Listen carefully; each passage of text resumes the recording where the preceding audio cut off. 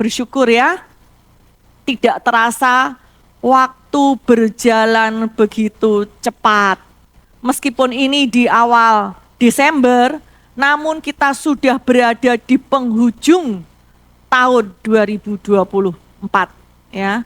Puji Tuhan, pemeliharaan Tuhan luar biasa di dalam kehidupan setiap kita dan penyertaan Tuhan sempurna. Kita akan belajar dari kebenaran firman Tuhan. Saya akan men-sharingkan apa yang saya dapat dari perkataan Tuhan Yesus yang mengatakan, tenanglah, aku ini, jangan takut. Kita akan lihat di Matius 14 ayat 22 sampai 33. Ini diceritakan ketika setelah peristiwa mujizat 5 roti 2 ikan untuk makan 5.000 orang. Nah, sesudah peristiwa itu, Yesus segera memerintahkan murid-muridnya itu naik ke perahu dan mendahuluinya ke seberang. Sementara itu ia menyuruh orang banyak itu pulang. Perahu dan murid-muridnya sudah beberapa mil jauhnya dari pantai dan diombang-ambingkan gelombang karena angin sakal. Nah, kemudian kira-kira jam 3 malam, datanglah Yesus kepada mereka berjalan di atas air. Ketika murid-muridnya melihat Yesus berjalan di atas air, mereka terkejut dan berseru, "Itu hantu!" Lalu berteriak-teriak karena takut. Tetapi segera Yesus berkata kepada mereka, "Tenanglah, jangan takut." Lalu Petrus berseru dan menjawab dia, "Tuhan, apabila Engkau itu, suruhlah aku datang kepadamu berjalan di atas air." Kata Yesus, "Datanglah." Maka Petrus turun dari perahu dan berjalan di atas air mendapatkan Yesus. Tetapi ketika dirasanya tiupan angin, takutlah ia dan mulai tenggelam lalu berteriak, "Tuhan, tolonglah aku." Segera Yesus mengulurkan tangannya, memegang dia dan berkata, "Hai orang yang kurang percaya, mengapa engkau bimbang?" Lalu mereka naik ke perahu dan angin pun redalah. Dan orang-orang yang ada di perahu menyembah dia, katanya, "Sesungguhnya engkau anak Allah." Dari peristiwa ini kita dapat mengenali ada suatu masalah, yaitu takut. Kita akan melihat penyebab masalah tersebut. Kita melihat mereka itu tidak mengenal Yesus yang adalah anak Allah. Padahal mereka melihat mujizat roti dan 2 ikan. Mereka murid-murid Tuhan Yesus. Dan dikatakan kurang percaya dan bimbang. Nah, kemudian di situ kita melihat juga Petrus. Di mana Petrus dengan apa yang dirasanya secara jasmani, tiupan angin, muncul juga satu masalah yaitu bimbang, keraguan. Itu yang membuat Petrus tenggelam. Nah, tentang takut ini dialami oleh banyak orang. Semua manusia di muka bumi ini, bahkan sekalipun sebagai orang percaya, ketika menghadapi tantangan di dalam perjalanan kehidupan, takut itu bisa muncul. Mengapa? Kita akan melihat kapan takut itu muncul di dalam kehidupan manusia. Kita lihat di Kejadian 3 ayat 10.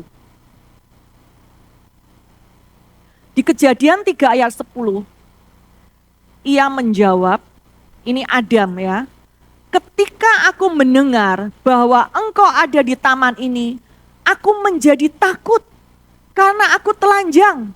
Sebab itu aku bersembunyi." Takut itu muncul setelah manusia pertama jatuh dalam dosa dan mengalami kematian. Apa itu kematian? Ketika ketika roh manusia yang semula diciptakan menyatu dengan roh Allah, segambar dengan Allah, seketika itu mengalami kematian, roh mereka terpisah. Roh manusia dan roh Tuhan terpisah. Dan manusia berada di dalam kerajaan kegelapan. Di situ muncul takut akibat dosa. Itu asal mula takut itu muncul. Dan kita lihat di Roma 3 ayat 23 dikatakan, karena semua orang telah berbuat dosa dan telah kehilangan kemuliaan Allah. Semua manusia telah berbuat dosa. Maka ketika mereka menghadapi masalah, ada peluang untuk takut itu muncul. Bahkan tanpa masalah pun, ketika ada celah di dalam pikiran mereka, takut itu bisa masuk di dalam kehidupan kita. Nah, kita akan melihat jawaban dari kebenaran firman Tuhan ini di dalam permasalahan ini. Kita akan lihat di 2 Timotius 1 ayat 7. Firman Tuhan mengatakan, sebab Allah memberikan kepada kita bukan roh ketakutan. Dari ayat ini kita tahu betul bahwa ketakutan itu bukan dari Tuhan. Kita tahu penyebabnya ya. Tadi kita sudah melihat kapan takut itu muncul. Ketika manusia jatuh dalam dosa, terpisah dari roh Allah dan berada di dalam kerajaan kegelapan.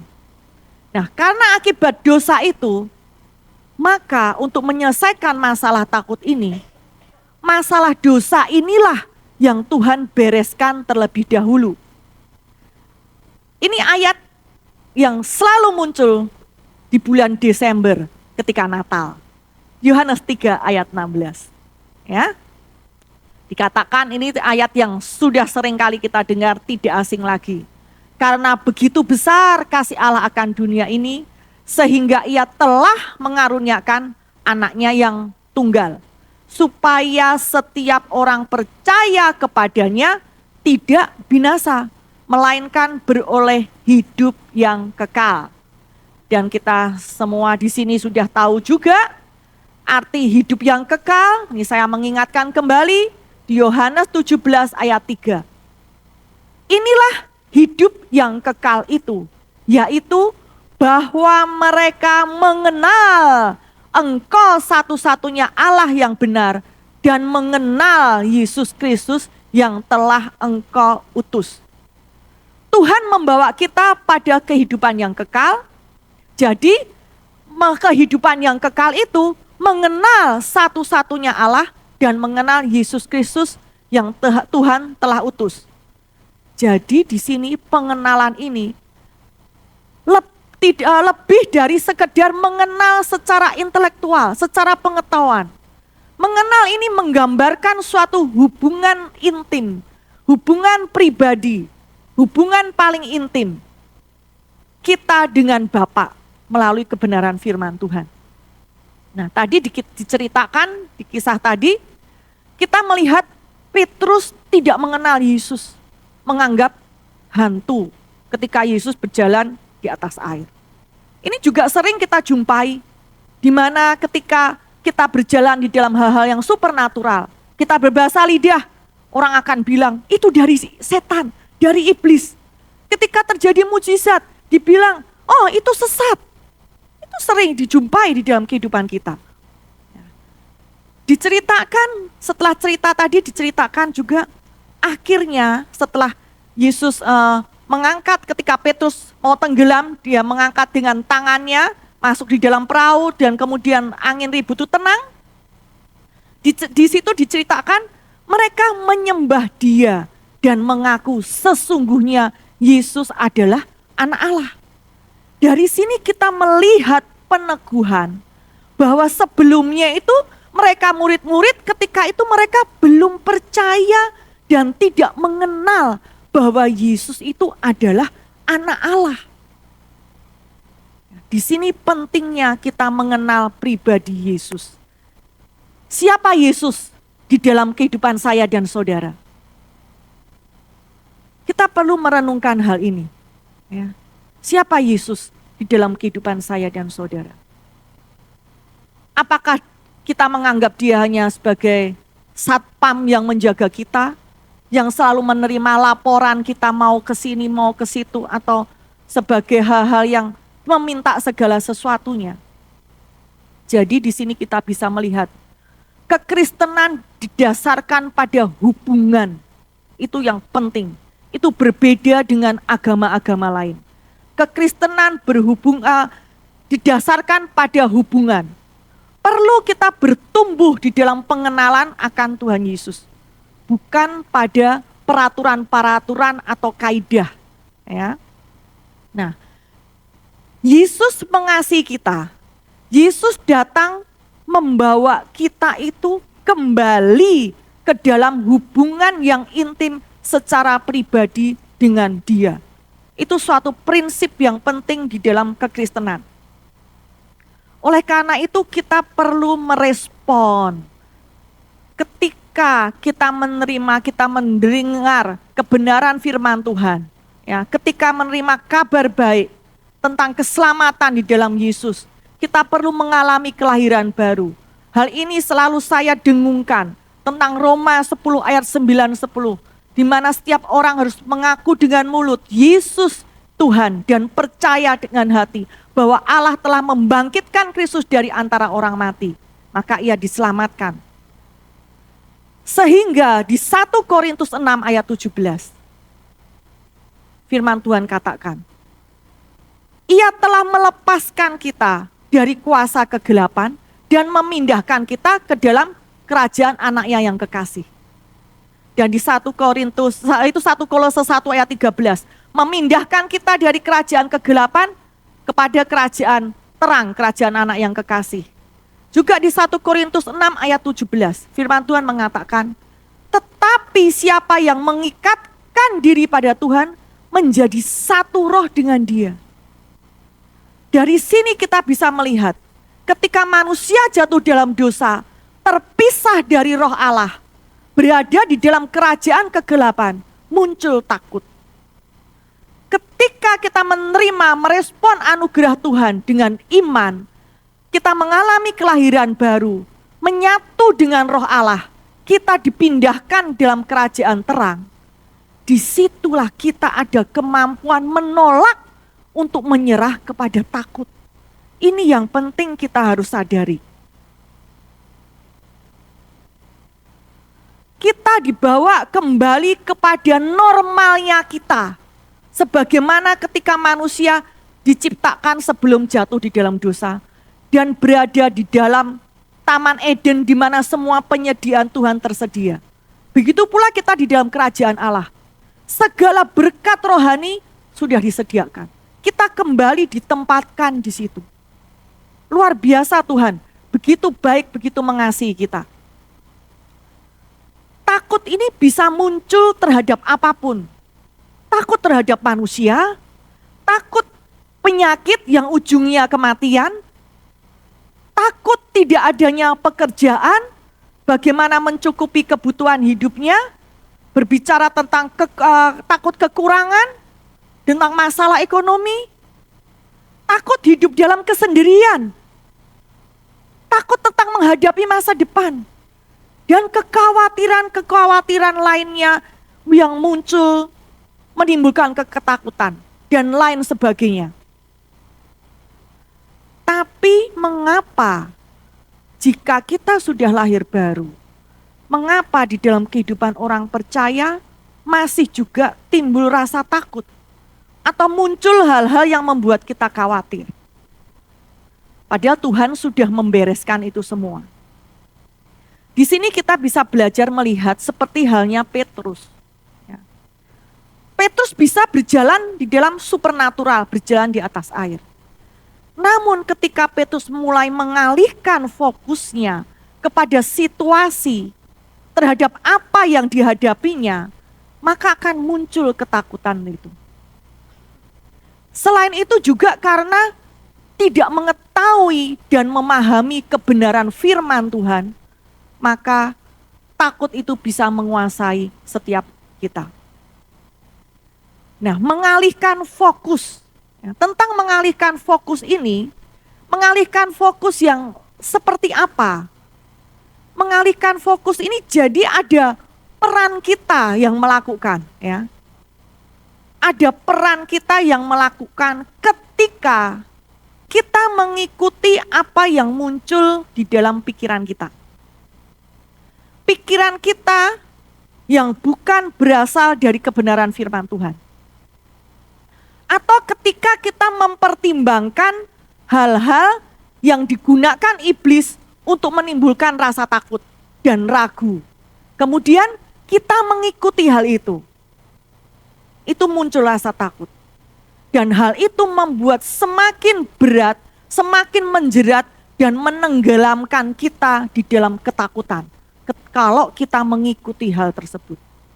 Nah, oleh karena kita ini masih menjalani perjalanan kehidupan di muka bumi ini dan dikelilingi oleh keadaan dunia di sekitar sekeliling kita, di muka bumi ini yang sudah jatuh di dalam dosa, kena dampak dari dosa, dan juga berbagai informasi yang berseliweran di tempat kita, masuk di dalam pikiran kita.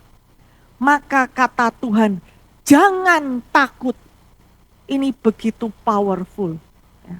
Ini suatu perintah larangan kepada kita. Karena ada andil kita, ada bagian kita, pilihan pada kita. Kita mau mengikuti itu, menerima itu, atau kita menolak untuk menyerah pada takut. Ini yang harus kita pahami. Dan bukan suatu kebetulan juga. Jika Tuhan mengatakan jangan takut, ini ditulis sebanyak 365 kali. Ya, tentu saudara-saudara sudah sering dengar ya bahwa kata jangan takut ini ditulis sebanyak 365 kali. Hal yang memiliki makna luar biasa, yang meminta kita jangan takut di dalam menjalani hari-hari kita di dalam 1 tahun yang berjumlah 365 hari.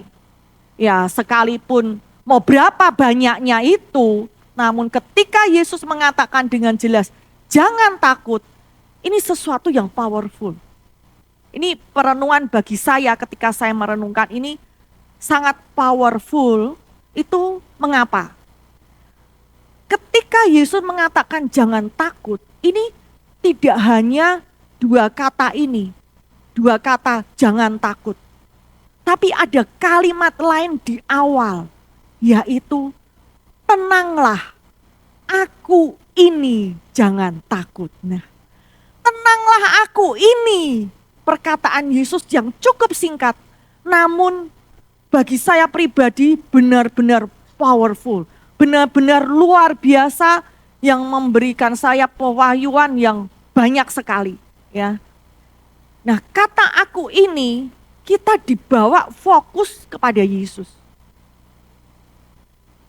Dibawa kepada pribadi Yesus. Nah, sekarang apakah saudara mengenal pribadi tersebut? Apakah saudara itu memahami siapa Yesus di dalam hidupmu? Atau hanya banyak orang mungkin berpikir, wah enak ya jika aku hidup ketika itu bisa langsung bertatap muka dengan Yesus yang 2000 tahun yang lalu sebagai manusia berjalan di muka bumi ini. Semua orang mungkin membayangkan hal itu. Padahal Tuhan Yesus ketika sudah tidak berjalan di muka bumi ini, tetap eksis, dia adalah Tuhan. Ini seringkali orang memandang hal yang, oh itu betapa enaknya saat itu. Seperti itu, tapi tidak menyadari dan memahami hal-hal yang lebih dari itu. Ya. Tadi di kisah awal, murid-murid sudah menyaksikan mukjizat 5 roti 2 ikan. Namun ketika melihat Yesus berjalan di atas air, mereka tidak mengenalinya.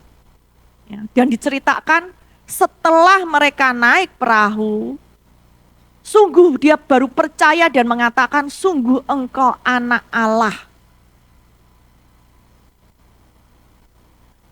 Dari sini kita bisa lihat, mengenal itu tidak hanya sekedar mengenal. Tidak hanya secara pengetahuan. Namun memahami ini juga penting, ya. Dan percaya Yesus itu siapa. Kita akan melihat di 1 Yohanes 4 ayat 8. Di sini firman Tuhan mengatakan Allah adalah kasih. Allah adalah kasih. Allah itu pribadi kasih itu sendiri. Jadi Allah itu ya kasih itu sendiri. Bukan Allah yang memiliki kasih. Kasih itu adalah Allah. Di 1 Yohanes 4 ayat 18 dikatakan, di dalam kasih tidak ada ketakutan. Kasih yang sempurna melenyapkan ketakutan. Ya, sebab ketakutan mengandung hukuman. Ketika manusia jatuh di dalam dosa, berada di dalam penghukuman, muncul takut.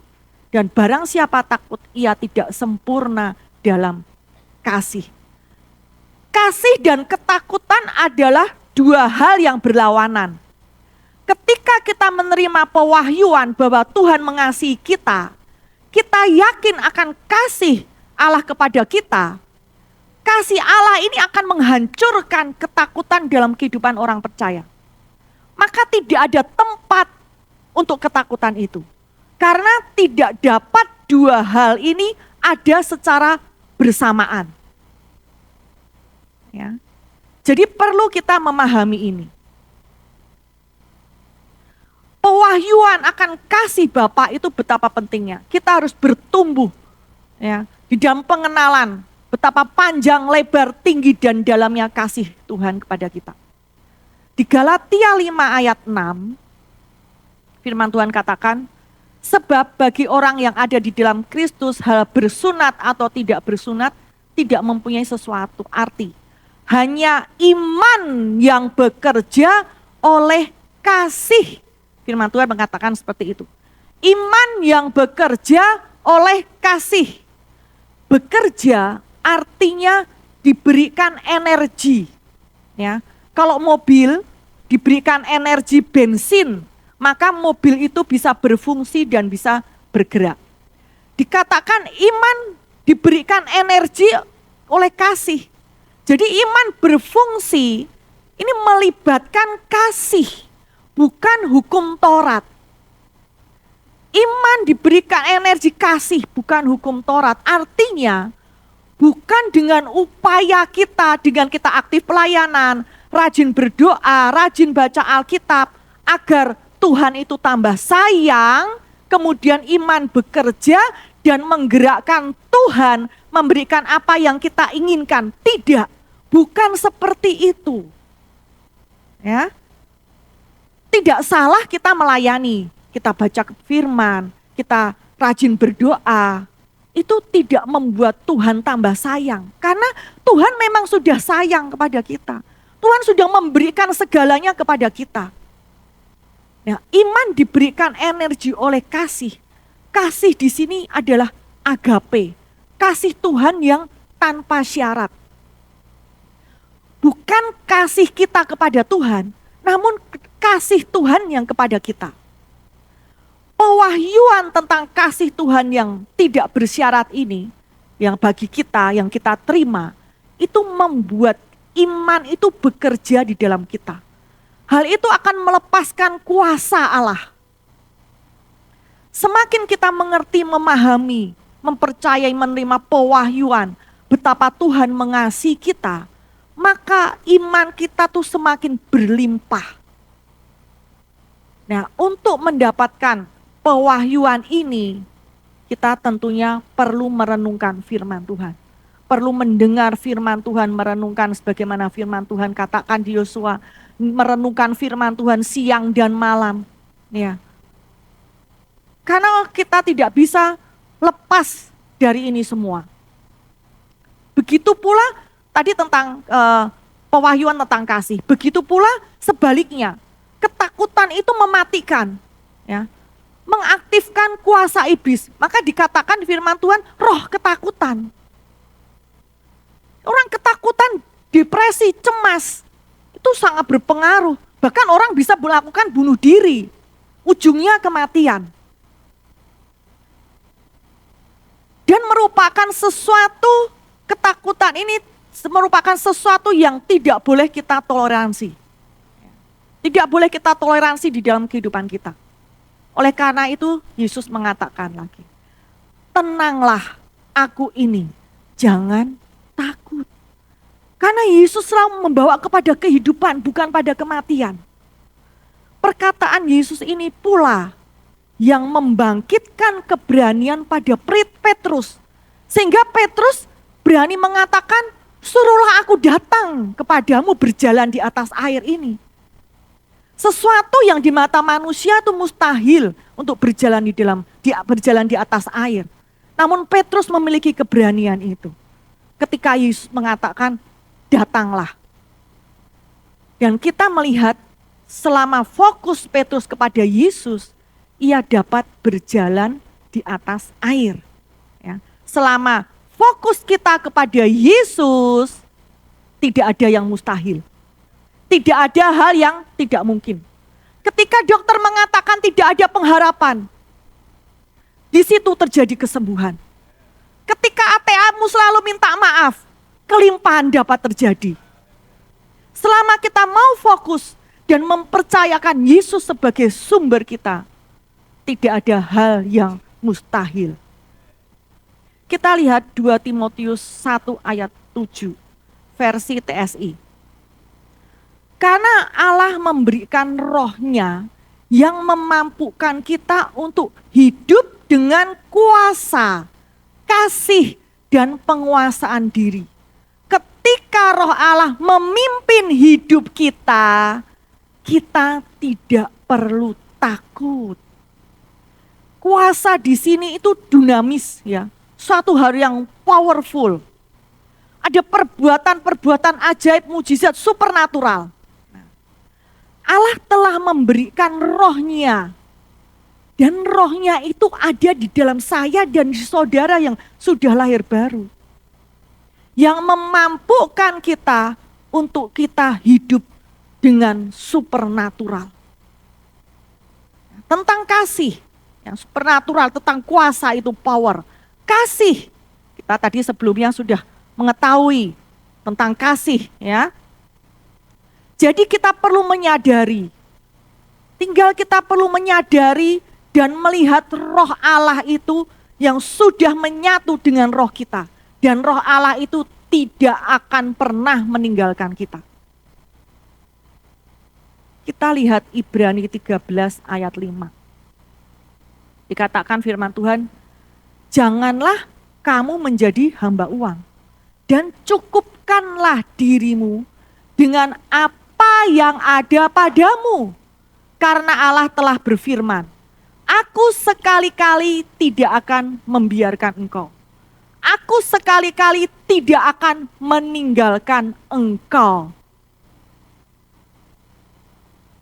Kita bisa muncul di dalam kehidupan kita kekhawatiran karena masalah ekonomi. Firman Tuhan katakan, aku sekali-kali tidak akan membiarkan engkau.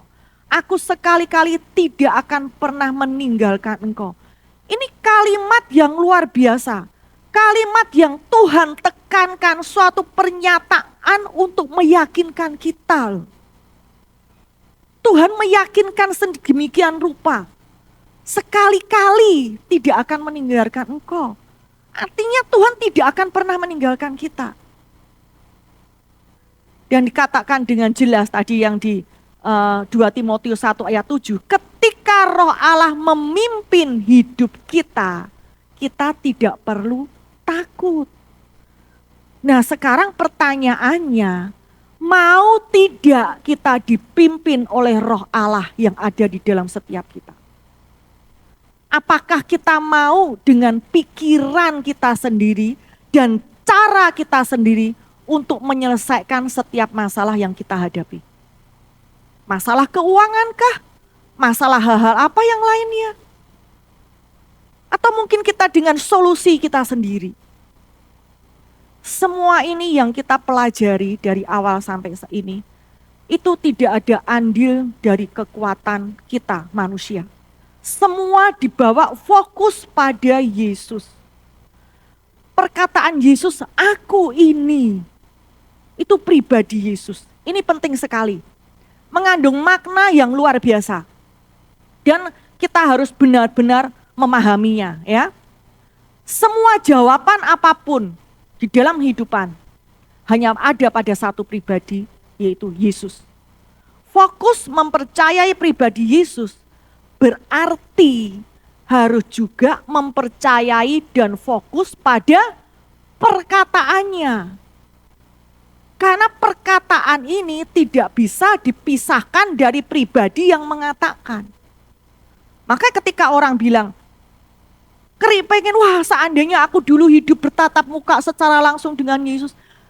Saya mendengar begitu seolah-olah bahwa Yesus hanya ada 2000 tahun yang lalu.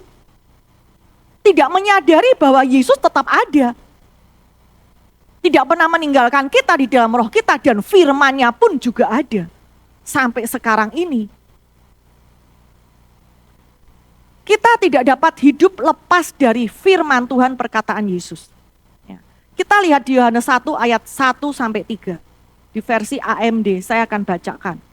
Pada mulanya sebelum dunia itu diciptakan, firman itu sudah ada. Firman itu ada dengan Allah. Dan firman itu adalah Allah.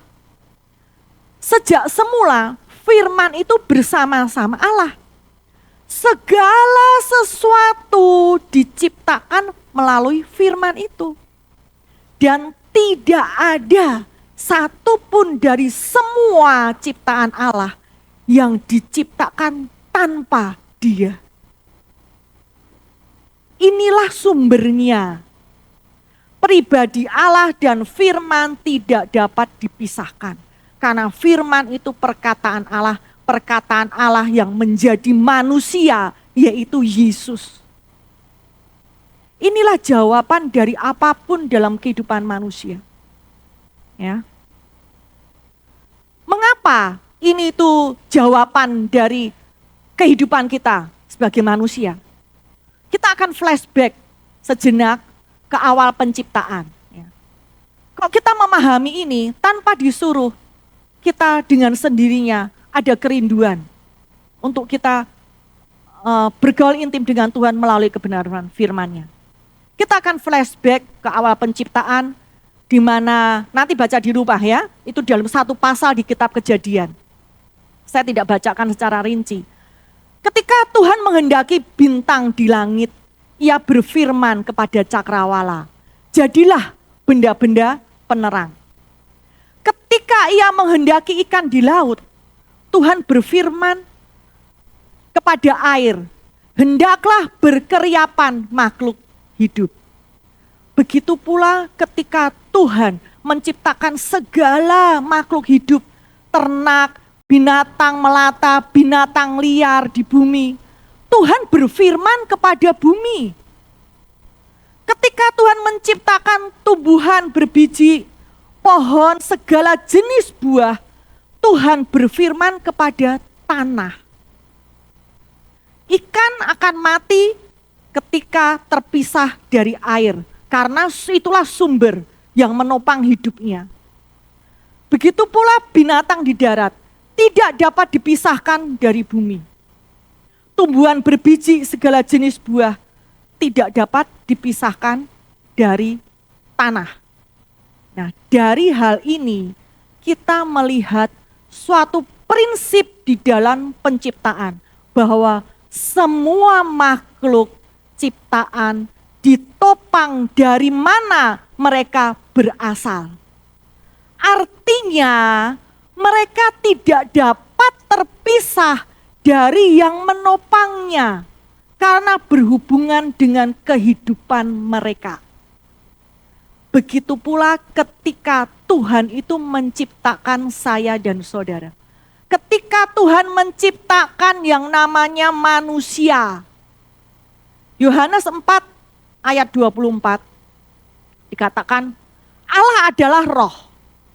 Ketika Tuhan menciptakan manusia berfirman, baiklah kita menjadikan manusia menurut gambar dan rupa kita supaya berkuasa. Yang berasal dari Tuhan, ketika Tuhan berfirman, Ini Tuhan berfirman kepada dirinya sendiri.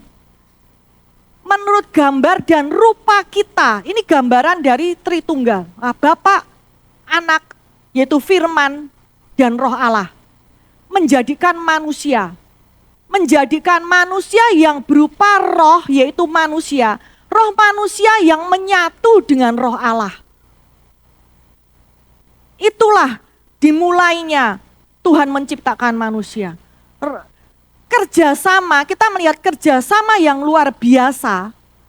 Firman Tuhan, perkataan Tuhan, dan Roh Tuhan atau Roh Kudus. Firman dan roh ini bekerja sama mentransformasi debu tanah menjadi makhluk yang hidup. Pribadi Allah, firman Tuhan, Roh Allah inilah sumber hidup manusia.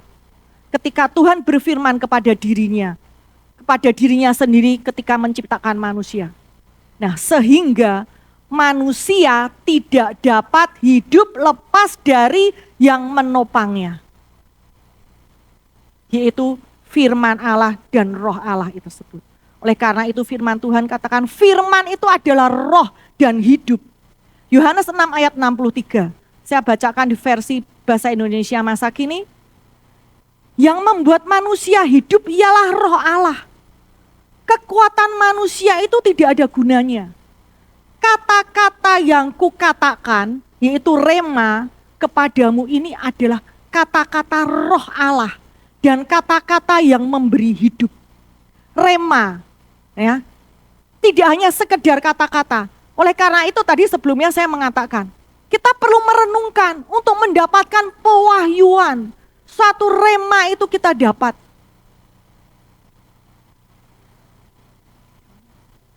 Kita tidak dapat terpisah lepas dari firman Tuhan yang adalah Allah. Perkataan Roh Allah sebagai sumber dan asal dari manusia itu diciptakan. Umumnya manusia takut tidak makan secara jasmani ya. Takut kelaparan, namun tidak menyadari hal yang penting bahwa kehidupan tidak hanya sekedar makan secara jasmani. Saya tidak mengatakan bahwa tidak perlu makanan secara jasmani, saya tidak mengatakan hal itu. Banyak kita mau hidup, namun tidak menyadari dan tidak memahami sehingga mengabaikan apa yang menopang hidup kita, yaitu firman Tuhan. Kita akan lihat Roma 3 ayat 2, 3 dan 4, versi King James Version ya. Banyak sekali dan di dalam segala hal pertama-tama sebab kepada merekalah dipercayakan firman Allah. Jadi bagaimana? Jika di antara mereka ada yang tidak percaya, dapatkah ketidakpercayaan itu membatalkan iman Allah? Sekali-kali tidak. Sebaliknya, Allah adalah benar. Semua manusia pembohong. Sebab ada tertulis, supaya engkau ternyata benar dalam segala firman-Mu dan menang jika engkau dihakimi. Ini luar biasa. Perhatikan dari ayat ini ya. Dari ayat ini kita dapat mengerti bahwa firman Tuhan yang adalah perkataan Allah, itu saya huruf besar, saya tulis di dalam huruf besar ya. Yang adalah perkataan Allah, itu adalah iman Allah. Saya ulangi lagi. Perkataan Allah itu adalah iman Allah. Apa artinya? Artinya setiap firman yang adalah perkataan Allah itu, apa yang Tuhan telah katakan, Tuhan itu mau, Tuhan itu menghendaki, bahkan ada jaminan itu terjadi, pasti terjadi dalam hidup saya dan saudara. Itu karena ada imannya Allah. Nah, saya tidak tahu ya, apakah Petrus memahami atau tidak hal ini. Jika kita perhatikan, dari tadi saudara-saudara bisa baca tentang Petrus berjalan di atas air. Permintaan Petrus kepada Tuhan Yesus itu sejalan dengan ayat ini. Nanti perhatikan ya, sejalan-jalan ayat ini. Ayat ini bilang, setiap firman Tuhan adalah perkataan Tuhan. Dan itu imannya Tuhan. Apa yang Tuhan katakan, Tuhan mau, Tuhan menghendaki, dan ada jaminan itu terjadi. Oleh karena itu, Petrus meminta Tuhan Yesus memperkatakan. Ya. Tuhan Petrus bilang gini, suruhlah aku datang kepadamu berjalan di atas air.